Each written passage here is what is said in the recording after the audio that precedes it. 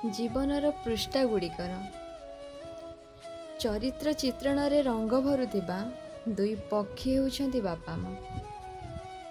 ଜଣେ ଆଶା ତ ଜଣେ ବିଶ୍ୱାସ, ଜଣେ ଦେହ ହେଲେ ଆଉ ଜଣେ ଛାଇ, ଜଣେ ଚାଲେ ଦେହ ହୋଇ ଜଣେ ଛାଇ ହୋଇ,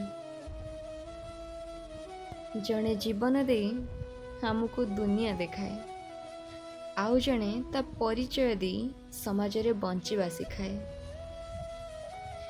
ସେମାନଙ୍କର ପ୍ରାର୍ଥନା ବଳରେ ହିଁ ଆମେ ଆଜି ଜୀବିତ।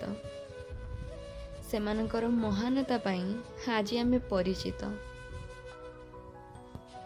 ମୋ ମାଆର ଭଲ ପାଇବାରେ ମୁଁ ଏ ଦୁନିଆକୁ ଭଲ ପାଇ ଶିଖିଲି, ଆଉ ମୋ ସବୁ ଅଳିକୁ ପୂରଣ କରି ଉପରୁ କଠୋରତା ଦେଖାଉଥିବା ଅଜସ୍ର ସ୍ନେହ ଶ୍ରଦ୍ଧା ଭଲ ପାଇବାର ମାଲିକ ଦାମୀ ପୁରୁଷ ଭାବେ ମୋ ବାପାଙ୍କୁ ମୁଁ ପାଇଲି। ସନ୍ତାନର ମନ ଜାଣି ତା କହିବା ପୂର୍ବରୁ ତା ମନବାଞ୍ଛା ପୂରଣ କରୁଥିବା ଚଳନ୍ତି ଠାକୁର ହେଉଛନ୍ତି ବାପା ମା। ଆଉ ସେମାନଙ୍କ ପାଇଁ ହିଁ ଆମ ଜୀବନ ଏତେ ସହଜ ଓ ଏତେ ସରଳ ହୋଇପାରିଛି।